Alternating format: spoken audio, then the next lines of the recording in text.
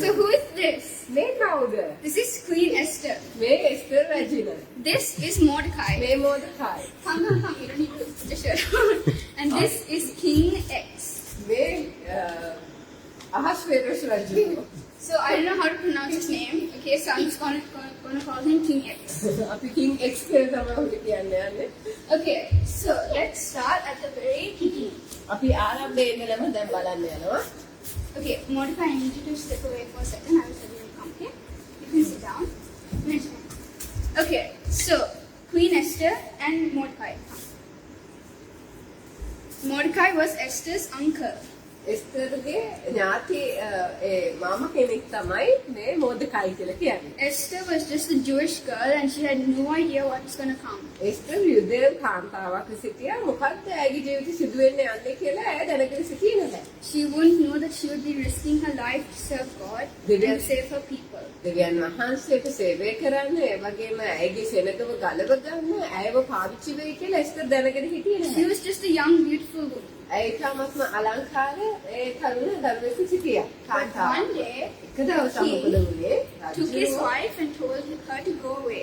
රජුව ඒ ඔහුගේ හිටපු බිරිඳට කිව්වා විසවට කිව්වා නෑ ඔයා එපාමට යන්න කියලා. So he wanted another queen.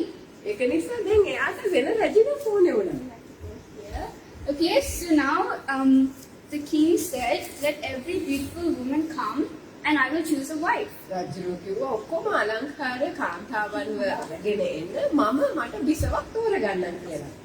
Okay, so Mordecai told Esther to also go. දැන් මෝදකායි කිව්වා එස්තරට යන්න කියලා මේ විසව වෙන්න තෝරගන්න එකට.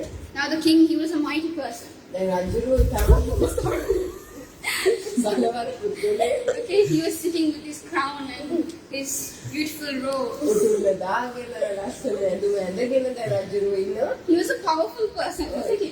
තාමත්ම බලවත් රජු කෙනෙක්.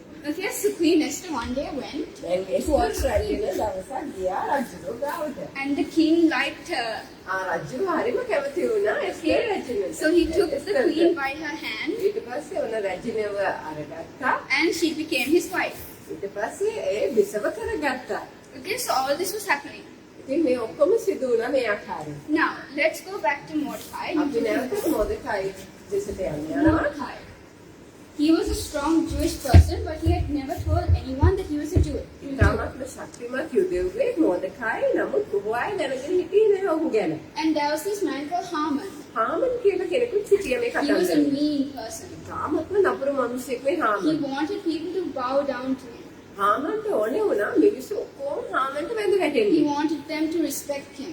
ඔහුට ගෞරව කරන්න මේ කරනවට ඔහු කැමති වුණා. But Mordecai said, no, I am not going to bow down. මොදකයි කිව්වා බැහැ බැහැ. He said, no. No. Okay, he said no. ඒ නමස්කාර කරන්න මට නම් බෑ කියලා කියනවා So මොදකයි. what happened to Haman? හාමන්ට මොකද වුනේ? He didn't like Mordecai at all. මොදකයිට කැමති වුණේ නෑ එයාට නමස්කාර කරපු නැති නිසා. So he planned to kill all the Jews, not just Mordecai. He planned to kill every Jew in the nation. ඊට පස්සේ හාමන් මොකද කරන්නේ? මොදකයිව විතරක් නෙමෙයි මරන්න තීරණය කරන්නේ මුළු යුදෙව් ජාතියම විනාශ කරන්න හාමන් හිතනවා. Don't you think that's mean? ඒක ඉතාමත්ම නපුරු That දෙයක් is නේද? very mean. ඒක ඉතාමත්ම නපුරුයි. But thing is, Esther was also a Jew. එස්තර් රැජින දැන් ඇය රැජිනනේ ඇයත් යුදෙව්වරියක් විදිහට තමයි සිටියේ යුදෙව්. And she didn't tell anyone that she was a Jew. ඇය කිසි කෙනෙකුට කියලා තිබුණේ නැහැ ඇය යුදෙව් ජාතිකයෙක් කියලා. So what happened next? ඊට පස්සේ මොකද වුනේ? Okay, so Haman went to the king and told him the plan. හාමන් දැන් ගියා රජුරන් ගාවට ගිහිල්ලා කිව්වා මේක තමයි සැලැස්ම කියලා. Okay, and so before that, there were two guards from of the kings. ඒ රජුරන්ගේ ඒ සොල්දාදුවෝ දෙදෙනෙක් සිටියා මුරකරුවන් දෙදෙනෙක්. And they had planned to kill the king. ඔවුන් මොකද කරේ රජුරවන්ව මරන්න තීරණය කරලා තිබුණා. But Mordecai was there. නමුත් මොදකයි එතන හිටියා. And he found out the plan. And he told Esther. And Esther went to tell the king. එස්තර් ගියා ඒ රජුරවන්ට කියන්න දැන් මේ සැලැස්ම මොකද්ද කියලා යුදෙව්වන් ගැන. She went to him and said, A King, රජුරවන්ට කියලා කිව්වා. my uncle Mordecai has found out a plan of two of your soldiers to assassinate you, kill you.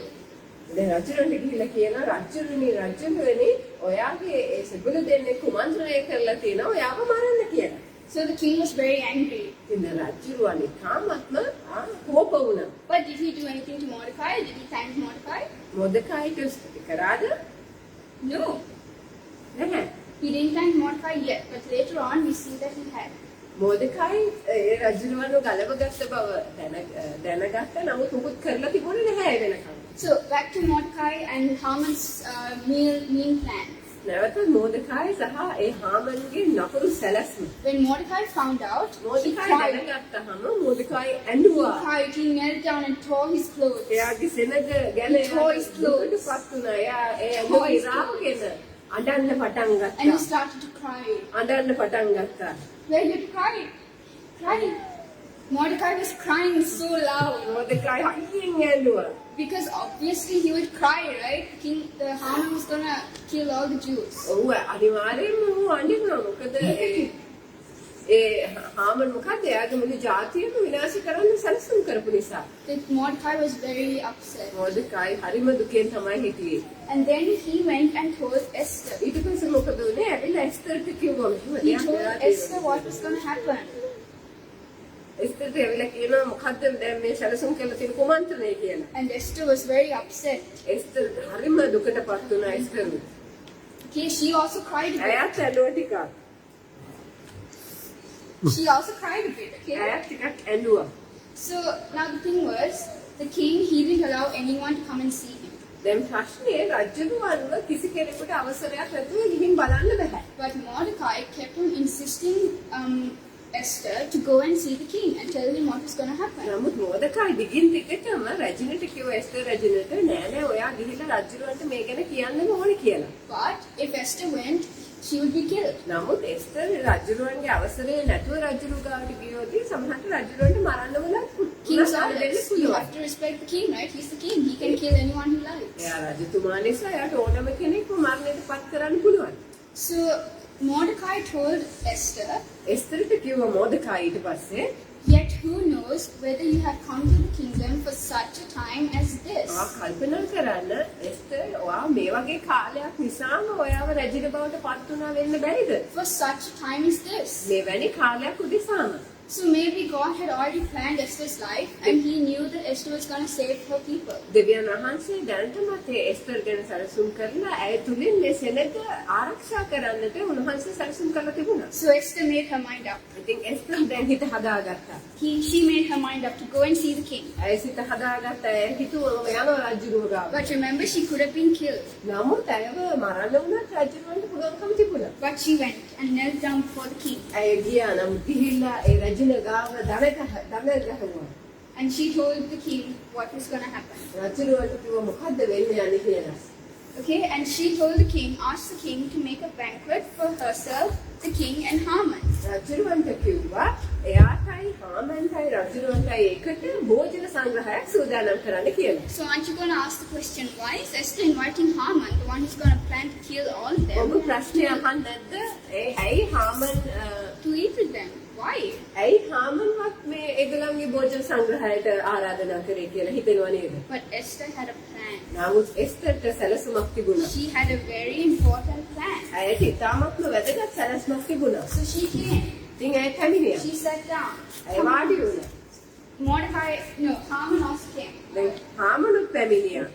භෝජන සංග්‍රහයට හාමනුත් පැමිණිලා. This is Haman as well. දැන් හාමනු විදිහට රංගපානවා දැන්. And they ate. ඒගොල්ලන් ඔක්කොම කෑවා. දැන් කෑවා. හොඳට They had wine. බිව්වා, වයින් බිව්වා, කෑම කාලා. And then the king asked Esther what she wanted. ඊට පස්සේ රජුව ඇහුවා එස්තර ඔයාට මොනවද ඕනේ? But the first time she didn't tell the king. පළවෙනි වතාවේ නම් කිව්වේ නැහැ එස්තර. She didn't tell the king what Haman was planning. හාමන් මොනවද සැලසුම් කරමින් හිටියේ කියලා කිව්වේ නැහැ. But again she asked the king if they could have a banquet, and they did the second time. ඊට පස්සේ දෙවෙනි වතාවටත් ඔව් භෝජන සංග්‍රහයක් කතා කරනවා. And this time when the king asked Esther what she wanted, මේ වතාවේ රජුව අහනවා එස්තර ඔබට කුමක්ද අවශ්‍ය? she told him. දැන් එස්තර කිව්වා මේ And කතාවේ. Haman was here. හාමන් ඒ රජු ඉදිරියේම සිටියා ඒ මොහොතේ. Haman the traitor. හාමන් තමයි ඒ විරුද්ධකාරයා. Haman, the mean person. ඒ නපුරු මනුෂ්‍ය හාමන් He was හිටියා. here. රජුගේ ඉදිරියේ එස්තර ඉදිරියේ මේ මනුෂ්‍ය හිටියා. So the king got very angry. රජුට හරිම තරහයි මේ කුමන්ත්‍රණය ගැන දැනගත්තාම. He stormed out and went outside. ඔහු තමයි කෝපයෙන් නැගිටලා එළියට ගියා. He went out. He went outside. එළියට ගියා. And then he came back. And he නැවතත් told ඇතුළට ආවා. the soldiers to hang him.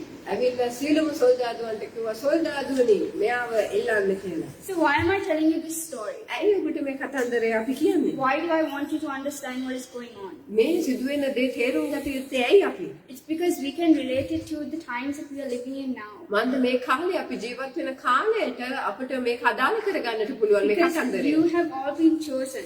ඔබ And හැම you are කෙනෙක්ම here තෝරගෙන at the right තිබෙනවා. time of your generation. ඔබගේ පරම්පරාවේ නිවැරදි කාලේ මේ කාලය උදෙසා තෝරාගෙන තිබෙනවා ඔබව. The world needs you right now. ලෝකයට ඔබව අවශ්‍යයි මේ You වෙලාවේ. know how many people don't know Jesus? ඔබ දන්නවද කී දෙනෙක් නම් යේසුස් වහන්සේ There are හඳුනන්නේ loads නැති of අය people who do සිටිනවද? not know Jesus. So බොහෝ මනුෂ්‍යයන් සිටිනවා යේසුස් වහන්සේව දන්නේ what are නැති. you going to do? Are you just going to sit at home and watch TV and do your schoolwork, which you don't even like doing? ඔබ මොකද කරන්නේ? අනේ ගෙදරට වෙලා ටීවී බල බල නැත්නම් ඔබගේ ඒ අධ්‍යාපන කටයුතු දිගින් දිගටම කරගෙන විතරක් ඉන්නවද? Or are you going to make a decision to make a change? එහෙම නැත්නම් ඔබ තීරණයක් ගන්නවද මම වෙනසක් කරන්න Are you ඕනේ? going to make a decision to pray about people? මනුෂ්‍යයන් ගැන යාඥා කරන්න ඔබ තීරණයක් ගන්නවද? Because God has chosen you, just like He chose Esther and planned her future.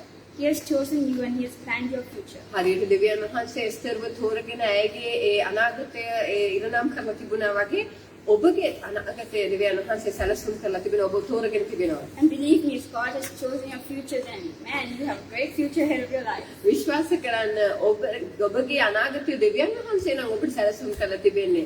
ඔබට හොඳම අනාගතයක් දෙවියන් වහන්සේ සැලසුම් කරලා You have been තිබෙනවා. chosen for such a time as this. මන්ද මෙවැනි කාලයක් උදෙසා ඔබ තෝරගෙන තිබෙනවා. You need to know that you aren't an accident. You are an accident. The fact that you were born, it didn't just happen. ඔබ අහඹු සිදුවීමක් නෙමෙයි. ඔබ අහම්බෙන් මේ ලෝකෙට පැමිණි කෙනෙක් නෙමෙයි. You weren't just born. ඔබ නිකන් ඉපදුණු කෙනෙක් නෙමෙයි. God had හදිසියෙ. already chosen your plan. He had already chosen your life. දෙවියන් වහන්සේ ඔබගේ ජීවිතේ ඔබ තෝරගෙන ඔබව ඒ සැලසුම් කරලා තිබෙන ඔබගේ ජීවිතය He උදෙසා. has put you on this earth for a reason. උන්වහන්සේ ඔබව මේ පොළවේ මෙවැනි කාලයක තබා තිබෙන්නේ හේතුවක් ඇතිවයි. And I want you to make the decision to be a change, to tell the world about Jesus. වෙනසක් ඇති කරන පුද්ගලයෙක් වෙන්න යේසුස් වහන්සේ ගැන හැමෝටම කියන පුද්ගලයෙක් වෙන බවට ඔබ තීරණයක් ගන්න අද Be දවසේ. like Esther. She chose to go to the king when she knew she could have died. එස්තර් වගේ වෙන්න නිර්භීත වෙන්න ඇයට ඒ ගන්න තිබුණු තීරණය ඇගේ ජීවිතය අවදානමට දාලා ගන්න තිබුණු තීරණයක් රජුරන් ගාවට යන්න. How did she go? නමුත් ඒ කොහොමද ගියේ? She didn't go by herself. She went with God. She went with her angels. ඇය තනියම ගියේ නැහැ. ඒ දෙවියන් වහන්සේ ඇතිව ඒ දේව දූතයන් ඇතිවයි රජුරුවන් ඉදිරියට ගියේ. God was with her. දෙවියන් වහන්සේ ඇය සමග සිටියා. And God is with you. දෙවියන් වහන්සේ ඔබ සමග සිටිනවා. So I want you to remember that you have been chosen for such a time as this. එම නිසා ඔබ හදවතේ තබා ගන්න ඔබව මෙවැනි කාලයක් උදෙසා තෝරාගෙන තිබෙන බව. And shall we give a big round of applause to Queen Esther, Mordecai/Haman, and King X. අපි ඒ රංගපාපු හැම කෙනෙකුටම ජොෂුවා මතයි පිළිවෙලින් අපි ඒගොල්ලන්ට අත්පොළ සම්මානයක් දෙමු.